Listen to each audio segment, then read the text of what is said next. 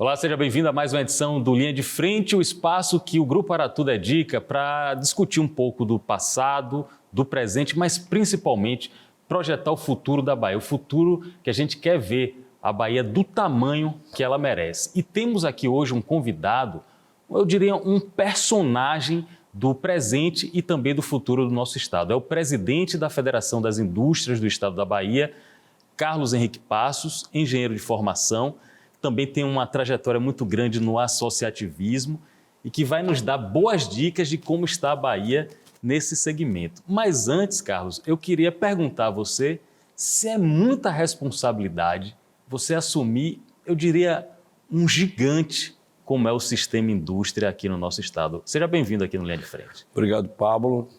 O desafio de comandar o sistema FIEB, né? O sistema FIEB é composto não só da própria Federação das Indústrias, como também do Senai, e dentro do Senai nós temos um módulo à parte, que é o Senai Cimatec, nós temos o SESI, nós temos o IEL, temos o CIEB. Então, esse conjunto de casas, como nós chamamos internamente, é que formam o sistema FIEB.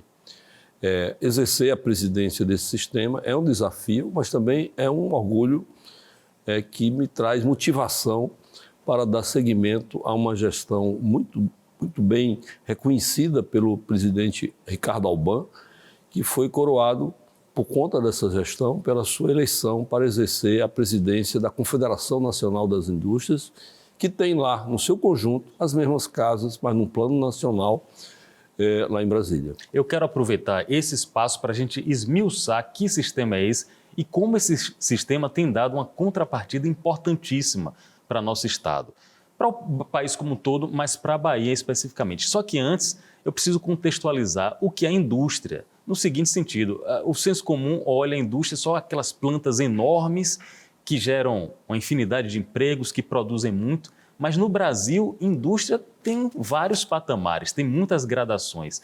E aqui na Bahia, Carlos, como é que você qualifica indústria? Essa questão industrial, nós mentalizamos indústria normalmente com aquele chaminé saindo uma fumaça. Isso mesmo. E esse é um passado, né? Na verdade, a indústria de hoje, a indústria do amanhã, não pode nem ter o chaminé, muito menos a fumaça, né? Então, a indústria é essencialmente aquela unidade de negócio que transforma, né?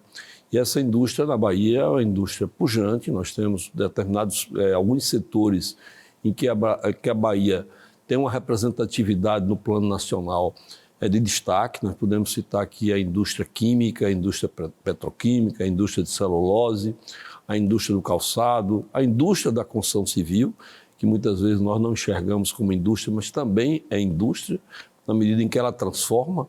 Ela pega bloco, cimento, aço e transforma em casas, em indústrias, em ruas, em infraestrutura.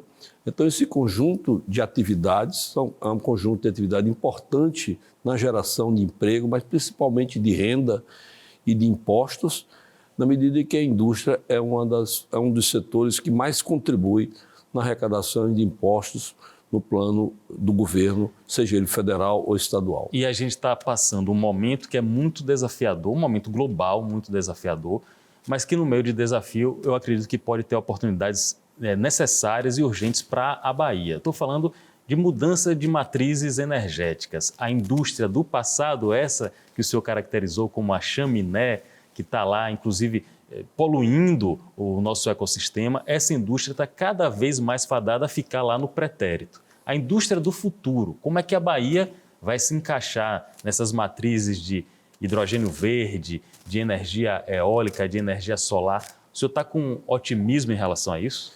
Eu entendo que esse é o momento de oportunidade para a indústria da Bahia, né? Por conta não só da questão ambiental, né? Nós também temos questões conjunturais específicas, como foi a guerra da Rússia contra a Ucrânia, que precipitou uma agenda de mudança de matriz energética, principalmente na Europa, traz para o Brasil, e em especial para o Nordeste, uma oportunidade ímpar nessa questão da transição energética, não só vendo essa transição para modificar a matriz energética do seu próprio ambiente, mas também em exportar energia. E dentro desse ambiente você citou o hidrogênio verde. Esse é o principal produto de energia discutido no mundo, que é permitido exportar, né? O hidrogênio, que nada mais é do que a eletrólise da água, ele é feito a partir do uso de energia para gerar energia. E nesse ponto, quando o mundo busca uma descarbonização dos processos de consumo e de produção, o hidrogênio tem essa particularidade de poder ser feito a partir de energias renováveis, como é o caso da energia solar, da energia eólica. E nesse ponto, a Bahia e o Nordeste como um todo são privilegiados por terem um ambiente propício tanto para a geração de energia a partir do vento, que é a energia eólica, como também da energia solar a partir do sol. E nesse ponto, além de toda essa aderência do nosso ambiente a isso, nós temos aqui no Sistema Federação das Indústrias o Senai-Cimatec. E o Senai-Cimatec ele tem lá o papel de desenvolvimento de tecnologias, de inovação, e nesse ambiente de energia renovável ou mesmo do hidrogênio verde, ele já tem desenvolvimento de competências para poder ajudar a indústria da Bahia, a indústria do Nordeste, fazendo e trazendo conhecimento para isso. É um capítulo que a gente vai ter que dedicar especialmente aqui, o Senai-Cimatec. Eu reputo como uma joia preciosa que a gente tem no nosso estado, que merece todas as reverências. Só que antes, o senhor falou sobre algumas qualidades da energia verde, do hidrogênio verde, por exemplo. Tem qualidades óbvias de limpeza, de sustentabilidade, de responsabilidade socioambiental. Só que, pelo que eu leio, também é possível a gente estocar e armazenar e transportar essa energia. Isso também é possível que a gente exporte a nossa produção energética para outros pontos do planeta? Isso é exatamente essa a grande qualidade do hidrogênio verde. Porque a outra energia, a energia mais convencional que nós conhecemos, principalmente através da energia elétrica, a gente sempre enxerga o transporte dele através de cabos. Mas quando a gente fala em mandar energia, por exemplo, do Brasil para a Europa, certamente não seria viável mandar através de cabos, até pelas próprias perdas de carga. O hidrogênio verde tem essa capacidade de ser armazenado em estado gasoso, ou um estado líquido, para poder se transportar e ser utilizado como energia em outro local. Mas ele é feito a partir de energia. Na verdade, o hidrogênio, ela é uma energia oriunda de um processo industrial que tem como principal insumo energia. Então, é como se você pudesse, então, através desse veículo hidrogênio verde, transportar a energia solar e a energia eólica e outras energias. Nós estamos discutindo, por exemplo, a produção de energia a partir da biomassa, que nós também temos uma capacidade enorme de produção. Então, é esse processo industrial que vai permitir ter o hidrogênio como um produto. E muito embora ele também será necessário para que a indústria brasileira se utilize dela para também ter produtos que tenham na sua base uma energia limpa.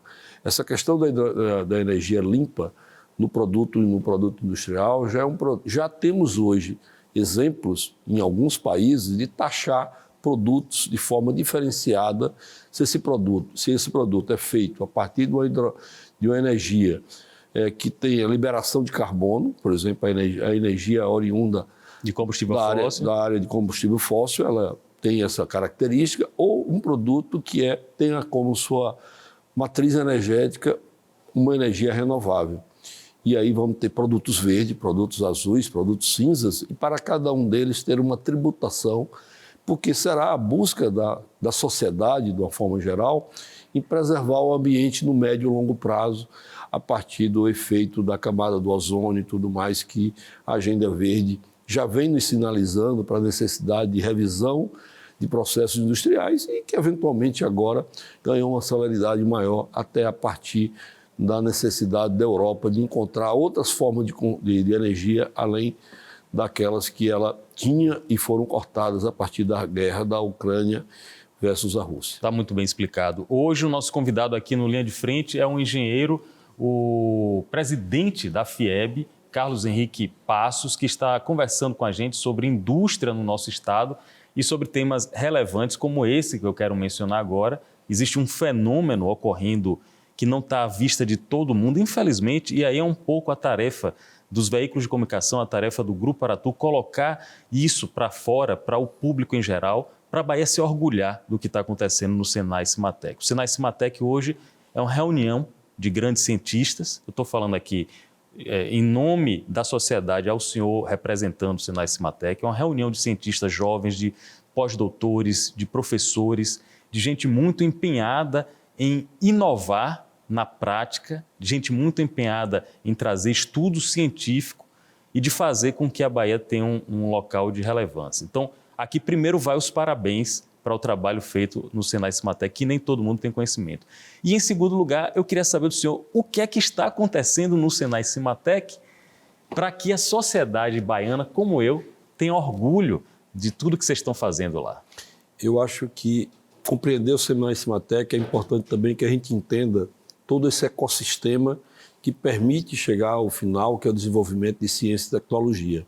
O que é que deixa o Senai Cimatec diferenciado em relação a outros centros de pesquisa que temos no Brasil? É que o Senai Cimatec está dentro de um ambiente que lá nós temos formação de educação técnica, através de escolas técnicas, nós temos uma escola de graduação com vários cursos, principalmente voltados para a engenharia, nós temos cursos de pós-graduação com formação de mestrados, doutorados. Então, essa produção de conhecimento que vai desde a escola técnica até os doutores é que permite ao Senai Cimatec, como entidade, buscar recursos junto a empresas e a agências de fomento para o desenvolvimento de conhecimento. E aí cria um ecossistema que ele a cada momento vai crescendo. Nós temos hoje no Senai Cimatec a unidade de engenharia da Ford. Nós nos acostumamos a dizer que a Ford saiu da Bahia, mas a engenharia da Ford ficou na Bahia e ficou no Senai Cimatec. E por que escolher o Senai Cimatec? Pela sua capacidade de formar pessoas que se dedicam à pesquisa, ao desenvolvimento e a inovar. E tudo isso vem dentro de um processo em que o sistema FIEB faz um pouco de cada coisa. Além do Senai Cimatec, nós temos também o SESI.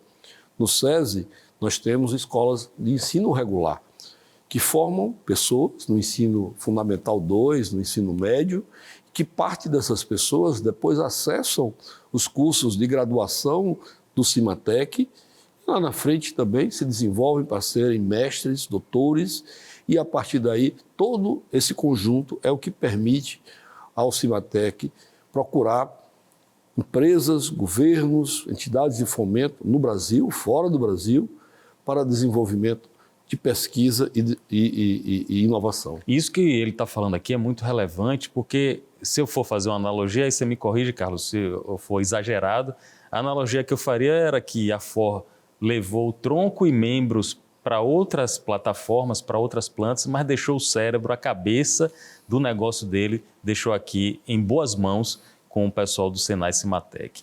Isso é um motivo de orgulho para a gente. Eu acho que essa metáfora não está distante do que aconteceu. Na verdade, a unidade de engenharia daqui produz engenharia para a Ford no mundo, né? Eles desenvolvem conhecimento, estudam o mercado, estudam novos processos e, a partir daí, desenvolvem produtos que vão ser manufaturados em plantas industriais da Ford localizados no mundo como um todo. Então, esse processo é um processo que a Ford é um exemplo que fica muito claro, mas hoje o Senai Cimatec, que hoje, na verdade, ele já está indo para o 4º site de produção de tecnologia. Nós temos o Senai Cimatec na Avenida Orlando Gomes, onde ele nasceu, onde lá está a escola técnica, tá as escolas de engenharia, de graduação e também as de pós-graduação, mas também existem lá laboratórios que foram, inicialmente eram aqueles que desenvolviam conhecimento dentro do Cimatec. Mas nós temos hoje um site em Camaçari, que é denominado Cimatec Park, onde lá se tem a oportunidade de fazer desenvolvimento de conhecimento, de testes em escala pré-industrial, entendido do problema do tamanho, né? Por ser um ambiente menos urbano, a possibilidade de você fazer experimentos antes dele ir para uma escala plenamente industrial. Lá, basicamente, tem várias empresas protótipos, atuando. Os MVPs, né? Isso, principalmente na área de óleo e gás, tem lá simulação de poços como se fosse um ambiente de pré-sal para testar equipamentos, testar processos. Mas, fora do Cimatec Park, nós já lançamos um site que vai se instalar em Conceição do Coité, chamado Cimatec Sertão. Esse Cimatec Sertão, inicialmente, ele nasceu dentro de um projeto do Cimatec com a Shell, mas já está chegando outros parceiros. E qual o grande negócio do Cimatec Sertão? É o desenvolvimento de biocombustível, na verdade, álcool, vamos pensar assim, mas não a partir da cana-de-açúcar, porque seria inviável pensar em plantar cana-de-açúcar naquele ambiente em que, para aqueles que viajam naquela região, enxergam a planta que gera um sisal, que é o agave. Então, a partir do agave, a partir de uma espécie de agave específica, que vai ser, digamos, adaptada à região, que já tem no México, vai ser possível produzir álcool a partir disso, né? Mas outras competências serão também desenvolvidas no Cimatec Sertão. Mais recentemente, nós lançamos o Cimatec Mar, que fica aqui na região do Porto de Salvador, e ele vai desenvolver projetos, produtos que são construídos para uso da indústria do mar, da economia do mar, que tanto se fala hoje, a economia do mar. O Cimatec já está participando do desenvolvimento da economia do mar através de diversos instrumentos que são utilizados principalmente pela indústria petrolífera nos ambientes de águas profundas, né? E temos um projeto em construção, junto com a Prefeitura de Salvador, para o Cimatec Digital, deve se instalar ali na Praça da Sé, em que tem como objetivo desenvolver em Salvador um serviço de tecnologia da informação que tanto é necessário para nós transformarmos nossa cidade e as empresas no ambiente digital. Muito bem. E você já antecipou, Carlos, um tema que eu queria tratar, que eu sei que é muito caro para o sistema FIEB, que é o tema interiorização. Eu sei que você tem uma missão pessoal, você tem um compromisso de quem já está no sistema pelo menos há quase 10 anos, compromisso de expandir para todo o estado tudo isso que a gente vivencia aqui na região metropolitana. Como é que você vai colocar isso em prática? Eu vou dar continuidade ao que já está sendo feito. Na verdade, o sistema FIEB já vem há algum tempo levando ao interior do estado, nas principais cidades, os principais serviços que já são feitos aqui na região metropolitana. Então, ao longo desse tempo, hoje nós temos unidades em Feira de Santana, Luiz Eduardo, Barreiras, Vitória da Conquista, Ilhéus, Itabuna, Teixeira de Freitas, e estamos a Jequié, e temos um projeto de levar tanto os serviços do SESI como do SENAI. Hoje nós temos uma escola, um sistema escolar dentro do SESI, com a presença muito forte, muito significativa nessas cidades que eu citei, né? E temos um projeto de abrir novas escolas, né? Estamos aprovando uma escola em Guarambi, numa parceria com a Prefeitura de Guarambi, ela fazendo a doação do terreno, e a partir daí nós vamos construir uma unidade escolar do SESI. Nós já temos uma unidade escolar em Vitória da Conquista, nós vamos agora duplicar sua capacidade de atendimento. Temos uma unidade escolar em Luiz Eduardo e Barreiras, que também vão ser duplicadas. Feira de Santana, temos uma excelente escola. E por que esse papel da escola? Porque a escola é uma escola de ensino regular, os alunos estudam como estudariam numa escola privada ou pública, mas lá também nós temos uma metodologia de ensino tentando despertar o aluno para a curiosidade da inovação e, a partir daí, atraí-lo para o trabalho industrial. Isso é muito importante para ter as indústrias também no interior do estado. Então, há um alinhamento muito forte dentro da FIEB de entender que a interiorização ela é muito importante. Um outro eixo importante é atender as pequenas e médias empresas a partir do encadeamento produtivo, né? Isso que você fala é muito necessário, porque às vezes as pessoas associam FIEB com a coisa macro, mas para existir o macro também tem que ter uma estrutura, tem que ter uma logística, tem que ter, digamos, a divisão, o alicerce que vai sustentar esse telhado grande da indústria, né? existe, na maior parte dos segmentos de negócio, o encadeamento produtivo. Às vezes é preciso ter a empresa âncora, que é a grande empresa, para puxar todo um sistema. Alguns setores, não. É possível ser formado apenas por micro, pequenas ou médias empresas. O sistema é completo. Na verdade, a federação é composta de 44 sindicatos. Os sindicatos têm, na sua base, empresas. Então, ele tenta passar nas suas ações o reflexo dessa composição. Então, nós temos sindicatos que representam essencialmente pequenas empresas, mas nós também temos sindicatos que representam grandes empresas. Eu acho que a inteligência do processo é unir tudo isso, porque a economia ela tem que ser vista pelos fatores multiplicadores que os investimentos geram, seja na área de tecnologia, seja na área de capital humano, né? Eu acho que é um grande desafio para nós que estamos, principalmente aqui na região Nordeste, é suprir o que é que nos diferencia do processo produtivo das demais regiões. As demais regiões, por ter um desenvolvimento econômico maior, ele já tem um mercado, já é um grande diferencial. Mas nós temos aqui que falar da questão produtiva. E o setor industrial precisa de infraestrutura, seja infraestrutura para chegar aos insumos, seja infraestrutura para transportar seus produtos. Então, um grande desafio que o sistema vive, por isso nós temos, inclusive, dentro do sistema, Conselho de Infraestrutura, tanto aqui na Federação como na Confederação Nacional da Indústria. Por que infraestrutura? Porque sem infraestrutura é difícil uma indústria ficar, porque ela precisa trazer insumo, ela precisa de energia, que é infraestrutura, ela precisa de rodovias, precisa de portos, né? Precisa de aeroportos. Então, essa infraestrutura logística é muito importante, ou a infraestrutura de suprimento. Mas nós também precisamos de pessoas. E quando nós falamos de pessoas, nós precisamos de capacitação. E aí esse é o papel das unidades escolares do SESI, do SENAI, fora do sistema Cimatec, nós temos um SENAI que responde pela capacitação profissional. Então, esse conjunto de ações é que podem permitir às indústrias, em especial as indústrias da Bahia, a ganhar competitividade no mercado cada vez mais global, né? O mercado de comprar produtos hoje não tem mais barreiras, né? Até da entrega de produtos, as soluções estão chegando.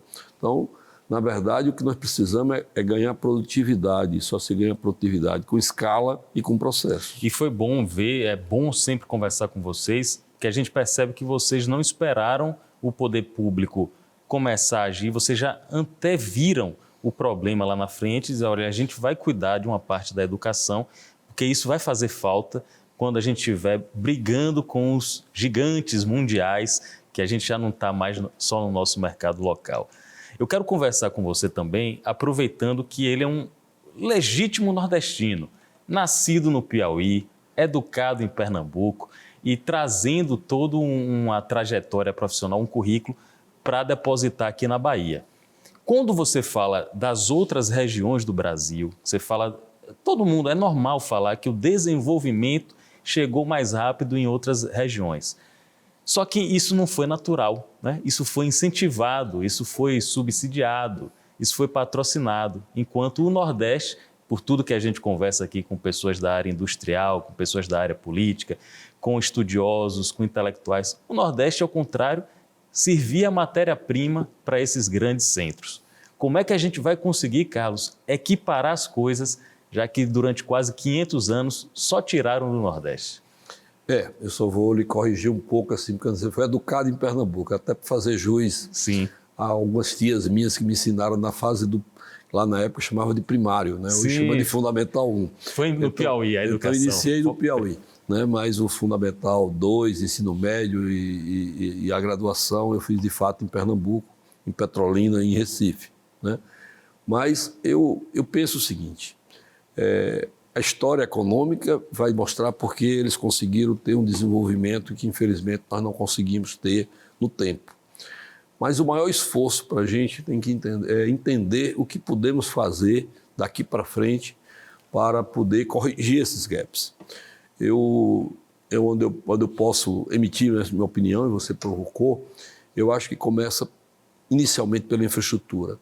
Nós ainda temos algum espaço para investimento em infraestrutura a partir de recursos públicos, e é necessário, né? Nós nos acostumamos, eu inclusive faço parte desse pensamento, que a infraestrutura pode ser sim uma construção de uma parceria público-privada.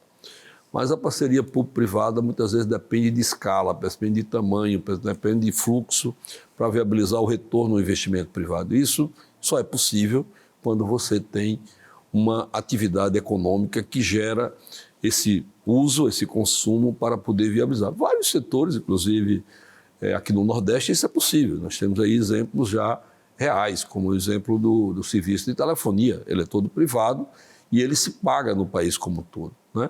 Mas nós temos ainda alguns desafios que ficamos distantes, né? Principalmente na área da infraestrutura logística, né? Nós temos um desafio e a Bahia, em particular, tem esse desafio muito, muito forte. Nós precisamos reforçar os investimentos nas vias estruturantes de rodovias. Nós precisamos resgatar o papel das ferrovias, né? Agora, finalmente, a gente consegue enxergar um caminho para a conclusão da FIOL, mas pelo menos de uma parte de um trecho da FIOL, mas é importante que a gente tenha toda a extensão da FIOL restabelecida. Nós temos que rediscutir e colocar na pauta, acho que vocês podem criar uma agenda muito interessante com isso, que é a relação à FCA, que é a Centro-Atlântica, que infelizmente ela foi colocada sob uma gestão privada, mas não dentro de uma visão atual de regulamentação, que deixou a desejar nos investimentos sobre essa ferrovia, principalmente no estado da Bahia.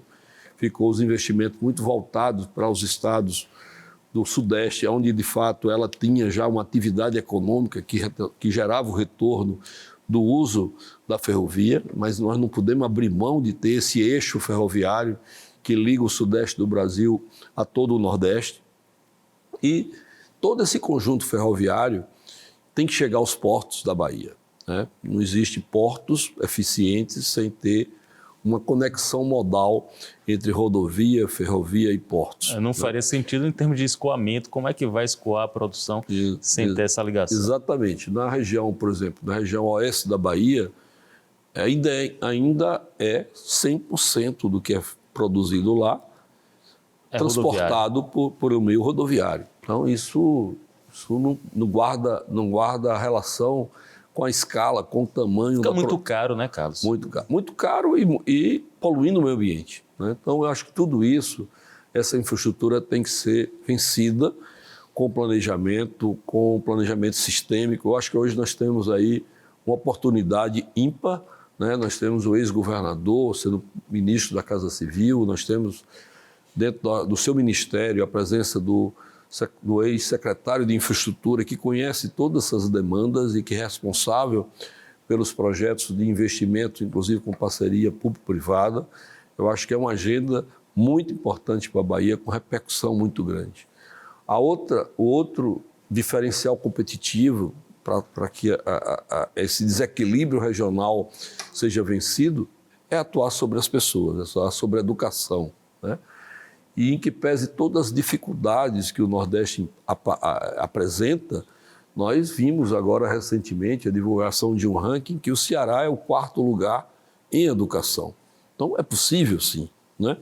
Mas nós precisamos ter um processo, um trabalho, uma política pública que volte para a qualidade, não só o acesso, mas a qualidade da educação, porque é ela que vai dar a base para superar esse diferencial do capital humano. O sistema está fazendo uma parte disso, mas é uma parte pequena, que ela é muito mais no sentido de contribuir ali com determinados nichos, oferecendo aos nossos industriários a oportunidade de ter filhos em escolas com qualidade no ensino. Não é só na qualidade da infraestrutura, diga-se de passagem, o governo da Bahia fez, nos últimos 3 anos, um investimento enorme na infraestrutura das escolas e cria uma esperança de que esse investimento venha resultar numa qualidade de ensino que possa nos ajudar a superar esse diferencial. É bom você falar em educação, é bom ouvir isso, e eu posso associar um provérbio árabe que diz: quem planta tamareira não colhe tâmara.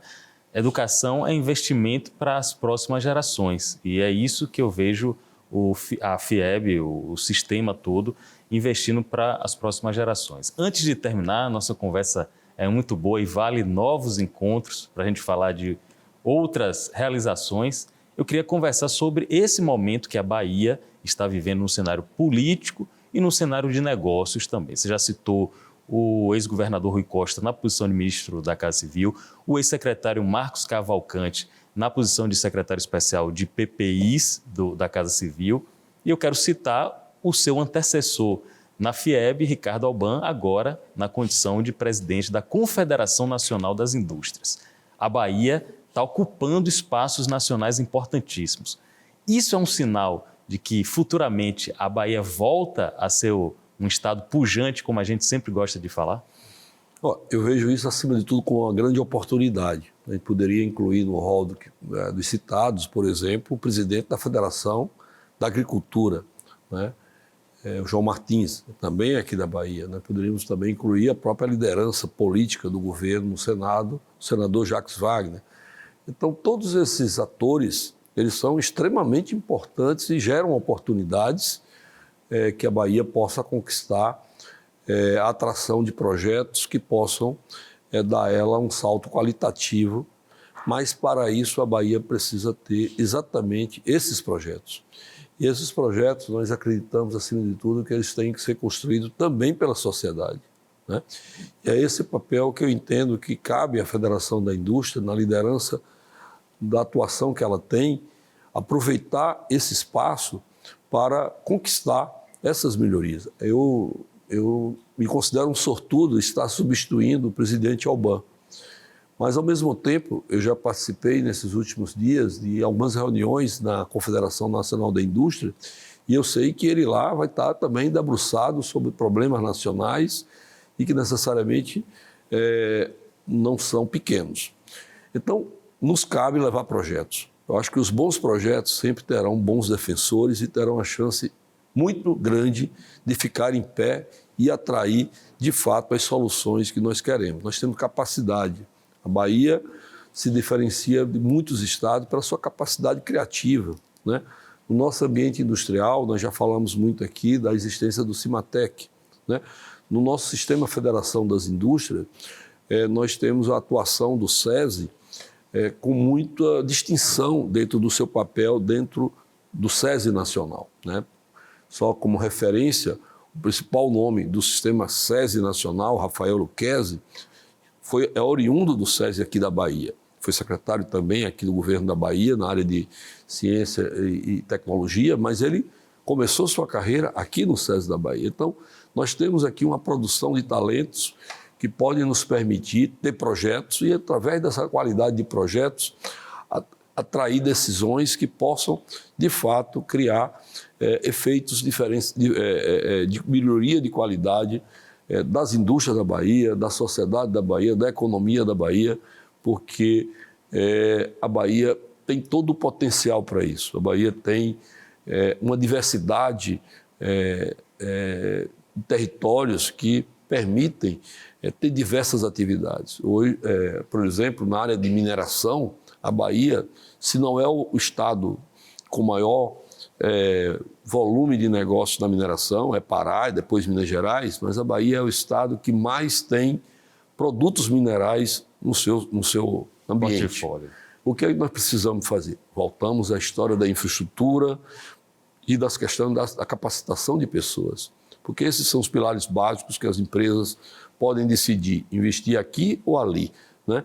Então, eu acho que se nós cuidarmos da Bahia, na infraestrutura e nas pessoas, certamente a gente pode ter a esperança de ter um desenvolvimento econômico mais forte e com efeito maior no ambiente social. E eu noto em você um otimismo, que se é um otimismo que vem de você, que conhece o segmento, que conhece o ecossistema e que sabe dos bastidores, tudo que está se passando, com certeza é um otimismo que é transferido para toda a sociedade. Foi um prazer conversar contigo na figura de engenheiro e principalmente de presidente da FIEB, aguardando o próximo encontro aqui no Linha de Frente.